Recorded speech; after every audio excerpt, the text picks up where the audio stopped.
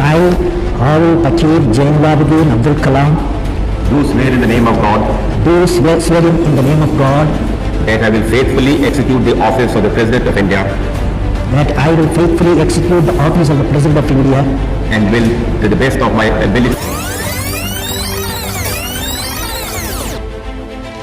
15 अक्टूबर 1931 तमिलनाडु के रामेश्वरम में एक मुस्लिम परिवार में जन्म लेता है एक लड़का। घर की आर्थिक स्थिति खराब होने के कारण सिर्फ 10 साल की उम्र से ही वो पेपर बेचना शुरू कर देता है और आगे जाकर यही लड़का देश का पहला सैटेलाइट लॉन्च व्हीकल भारत को एक न्यूक्लियर पावर स्टेट बनाने में एक अहम भूमिका निभाता है। भारत की सुरक्षा के लिए कई सारे मिसाइल बनाता है जिसके लिए उनको मिसाइल मैन ऑफ इंडिया भी कहा जाता है और 2002 में वो भारत का 11th प्रेसिडेंट बनते हैं। जी हाँ, हम बात कर रहे हैं the real hero of mother India doctor APJ Abdul Kalam ji की। पेपर बेचने से लेकर राष्ट्रपति बनने का सफर इतनी आसान नहीं था। तो आइए आज की स्पेशल रिपोर्ट में कलाम जी की इस इंस्पिरेशनल जर्नी का एक हिस्सा बनते हैं। तो आदमी की असली पहचान इससे नहीं होती कि उसको कितना मिला है, बल्कि इससे होती है कि उसने क्या दिया। First time I experienced my failure. Instead of putting the satellite in the orbit, it put in the Bay of Bengal.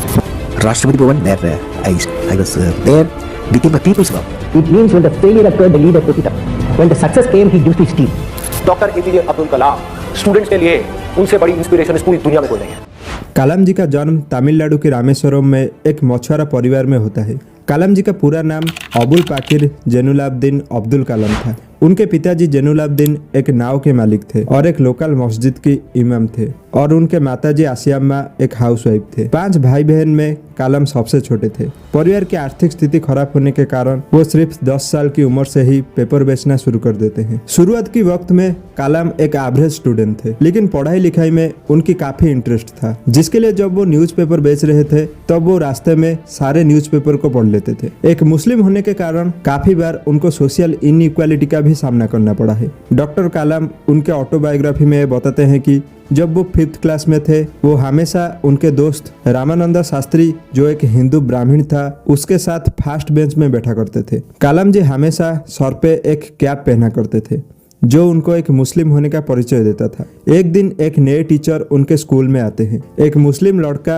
एक हिंदू ब्राह्मण के साथ बैठा हुआ देखकर वो आश्चर्य हो जाते हैं, जिसके लिए वो कलाम जी को लास्ट बेंच में बैठा देते हैं और आगे जाकर लास्ट बेंच में बैठने वाला यही लड़का फर्स्ट सिटीजन ऑफ इंडिया बनते हैं। इसीलिए वो हमेशा कहा करते थे, The best brains of the nation may be found from the last benches of the classroom. Could you please tell us what made you to believe in the last bench student? Because I was the last bench. Even I do, sir. बचपन से ही कलाम जी एक fighter pilot बनना चाहते थे, जिसके लिए साल 1955 में वो MIT में एरोस्पेस इंजीनियरिंग फील्ड में एडमिशन लेते हैं। इंजीनियरिंग खत्म होने के बाद वो इंडियन एयरफोर्स ऑफ देहरादून में इंटरव्यू देते हैं। इस इंटरव्यू में 8 कैंडिडेट सिलेक्ट होते हैं और कलाम जी का रैंक था 9th। सिर्फ एक रैंक से ही कलाम जी अपनी बचपन की ड्रीम को अचीव नहीं कर पाते हैं। कलाम जी हमेशा कहा करते थे, failures is the first step towards the success. Failure से कभी डरना नहीं चाहिए, क्या पता ऊपर वाला आपके लिए कुछ बड़ा सोच रखा है। कलाम जी उस दिन इंडियन एयरफोर्स में पायलट तो नहीं बन पाए, लेकिन आगे जाकर वो तीनों फोर्स इंक्लूडिंग इंडियन एयरफोर्स का सुप्रीम कमांड बन गए, मतलब president of India. I had a dream that I will become a pilot. Okay? I will become a pilot. So I studied aeronautical engineering. I went to Air Force for pilot. Okay? They did not select me. Okay? Out of 10 fellows, I was the 10th fellow, a selected fellow. 9 seats only they had. I lost it. Okay? But when I became the president, I became the supreme commander. Interview में select ना होने के कारण वो साल 1958 में DRDO join करते हैं। कुछ साल बाद वो इनकोस्पैर यानी Indian national committee for space research को ज्वाइन करते हैं, जहां पर वो विक्रम साराभाई के साथ इंडिया का फर्स्ट रॉकेट को लॉन्च करने में लग जाते हैं। शुरुआती दिनों में इंडिया के पास कुछ भी साधन नहीं था, लेकिन कलाम जी और विक्रम साराभाई हार नहीं माने और 21 नवंबर 1963 को इंडिया का पहला साउंडिंग रॉकेट को लॉन्च करते हैं और इसी के साथ भारत अंतरिक्ष में अपना पहला कदम रखता है। इस कहानी के बारे में मैं डिटेल्स में इस वीडियो में बात किया हूँ। देखना चाहते हो तो लिंक नीचे डिस्क्रिप्शन में है, जाकर देख सकते हो। इस वक्त तक इंडिया का खुद का सैटेलाइट लॉन्च व्हीकल नहीं था, जिसके लिए कलाम जी इंडिया का सैटेलाइट लॉन्च व्हीकल के ऊपर काम करना शुरू कर देते हैं। 10 साल की मेहनत के बाद जब 1979 में इसको लॉन्च किया जाता है तो कुछ टेक्निकल इश्यूज के चलते ये बे ऑफ बंगाल में गिर जाता है। लेकिन उस वक्त एक ग्रेट लीडर सतीश धावन जो इसरो के चेयरमैन थे, वो पूरे फेल्योर को अपने ऊपर ले लेते हैं। 1979, it was a failure. It was a first time I experienced my failure. How do you manage the failure? Success I can manage.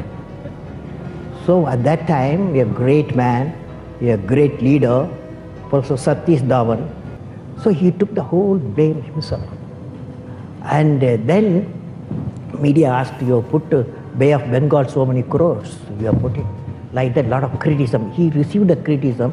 He assured them in a year we will succeed with our team. It's a very good team. एक साल के अंदर दोबारा इसको बनाया जाता है और इस बार कलाम जी को सक्सेस मिलता है और इंडिया का खुद का सैटेलाइट लॉन्च व्हीकल तैयार हो जाता है, जिसके माध्यम से साल 1980 में रोहिणी सैटेलाइट को सक्सेसफुली अर्थ के ऑर्बिट में पहुंचाया जाता है। 1980 के दशक में Kalam ji integrated guided missile development programme को डिजाइन किए, जिसके चलते पृथ्वी, अग्नि, त्रिशूल और नाग जैसे कई सारे मिसाइल बनी, जिसके लिए कलाम जी को मिसाइल मैन ऑफ इंडिया भी कहा जाता है, जिसके लिए उनको पद्म भूषण और पद्म विभूषण से सम्मानित किया गया। भारत को एक न्यूक्लियर पावर स्टेट बनाने में कलाम जी एक अहम भूमिका निभाए थे। कलाम जी न्यूक्लियर प्रोग्राम प्रोजेक्ट की चीफ कोऑर्डिनेटर थे, जिनके लीडरशिप में इंडिया अमेरिका को बेवकूफ बना के 11 मई 1998 को पोखरान में न्यूक्लियर टेस्ट को सक्सेसफुली कंडक्ट करता है, जिसके साथ भारत एक न्यूक्लियर पावर स्टेट बन जाता है। इस सफलता के लिए कलाम जी को भारत रत्न से सम्मानित किया जाता है। DRDO से रिटायर्ड होने के बाद कलाम जी अन्ना यूनिवर्सिटी में एज ए लेक्चरर स्टूडेंट को पढ़ाने लगे। एक दिन उनको उस वक्त की prime minister of India Atal Bihari Vajpayee ji का कॉल आता है और वो कलाम जी को देश की प्रेसिडेंट बनने के लिए कहते हैं। 25 जुलाई 2002 को कलाम जी इंडिया के 11th प्रेसिडेंट के रूप में शपथ लेते हैं। प्रेसिडेंट बनने के बाद प्रेसिडेंट को मिलने वाला ऐशो आराम की कल्चर की वो सख्त खिलाफ थे। प्रेसिडेंट होने के बावजूद वो हमेशा एक आम इंसान की तरह रहना पसंद करते थे। प्रेसिडेंट हाउस को वो लोगों के लिए ओपन रखना चाहते थे।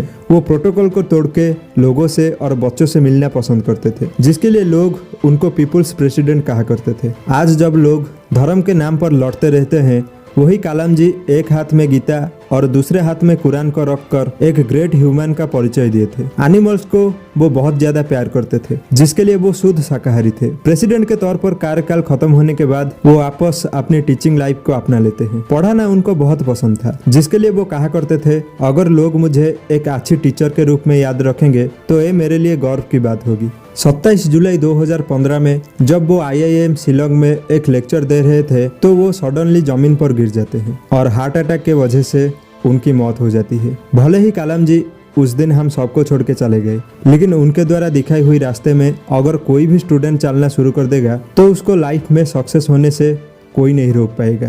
आशा करता हूँ आज की स्पेशल रिपोर्ट से आपको कुछ वैल्यू मिली होगी। वीडियो अगर अच्छी लगी तो लाइक करो और इसी तरह का स्पेशल रिपोर्ट्स के लिए चैनल को सब्सक्राइब करो। जितने हम्बल बैकग्राउंड से वो आए और उसके बाद अपने काम की बदौलत और अपने मेहनत के बदौलत हम लोग सबको इनको मिसाइल मैन के नाम से जानते हैं, but to become the first citizen of the country and to be the supreme commander of the armed forces, I think इससे अच्छा success story I don't think India में और कोई है। और साथ ही जितने भी यंगस्टर्स हैं जितने भी लोग हैं उनके लिए एक आइडियल रोल मॉडल है जो हम सब उनको देख सकते हैं। और आई डोंट थिंक ऐसी अपॉर्चुनिटी बहुत लोगों को मिलती है। I think we are blessed that we have seen him.